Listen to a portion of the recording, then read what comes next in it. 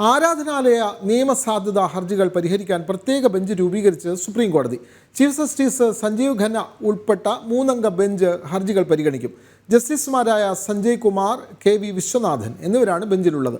വാദം കേൾക്കൽ ഡിസംബർ 12 മുതൽ ആരംഭിക്കും. വിവരങ്ങളുമായി ഗൗതം അനന്തനാരായണൻ ചേരുന്നു. ഗൗതം, ഇത്തരത്തിലുള്ള ആരാധനാലയങ്ങളുമായി ബന്ധപ്പെട്ട വിവിധ ഹർജികൾ സുപ്രീം കോടതിയിൽ വരുന്നുണ്ട്. ഇത് എല്ലാം കൂടി പരിശോധിക്കുന്നതിന് വേണ്ടിയിട്ടാണോ ഇപ്പോൾ ഒരു പ്രത്യേക ബെഞ്ച് രൂപീകരിക്കുന്നത്? അപ്പോൾ സ്വാഭാവികമായും ക്ഷേത്രങ്ങളും പള്ളികളും മസ്ജിദുകളും ഒക്കെ ഉൾപ്പെടുന്ന കേസുകൾ ഇനി മുതൽ ഈ പ്രത്യേക ബെഞ്ചിൻ്റെ പരിഗണനയിലാവും വരിക, അങ്ങനെയല്ലേ ഗൗതം അനന്തനാരായണൻ? വിനോദ, നിലവിൽ ഈ 991 മത ആരാധനാലയ സ്വാതന്ത്ര്യ നിയമവുമായി ബന്ധപ്പെട്ടുള്ള നിയമത്തെ ചോദ്യം ചെയ്തുകൊണ്ടുള്ള ഹർജിയാണ്. അതിന്റെ നിയമസാധുതയെ ചോദ്യം ചെയ്ത് നിരവധി ഹർജികൾ വന്നിട്ടുണ്ട്. കാരണം ഈ 1991 മത ആരാധനാലയ സ്ഥല നിയമത്തിന്റെ സ്വഭാവം നമുക്കറിയാം.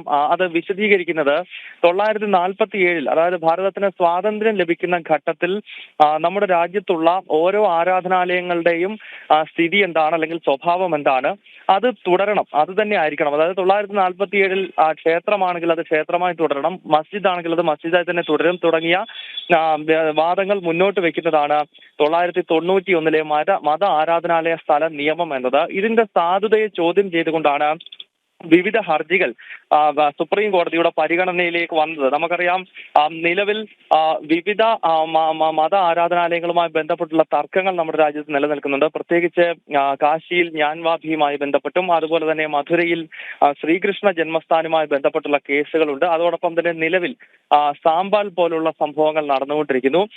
ഈ സാഹചര്യത്തിലാണ് ഇപ്പോൾ സുപ്രീം കോടതി ഒരു 3-അംഗ ബെഞ്ച്, ചീഫ് ജസ്റ്റിസിന്റെ അധ്യക്ഷതയിൽ തന്നെയുള്ള 3-അംഗ ബെഞ്ച് ഈ ഹർജികൾ ഒരുമിച്ച് പരിഗണിക്കാനായി രൂപീകരിച്ചിരിക്കുന്നത്. ഇന്നിപ്പോൾ സുപ്രീം കോടതി ഇത് സംബന്ധിച്ച് പ്രത്യേക ബെഞ്ച് രൂപീകരിച്ചു കഴിഞ്ഞു. ഡിസംബർ 12 മുതൽ ഈ ഹർജികൾ ഒരുമിച്ച് പരിഗണിച്ചുള്ള വാദം തുടങ്ങും എന്നാണ് സുപ്രീം കോടതി വ്യക്തമാക്കുന്നത്.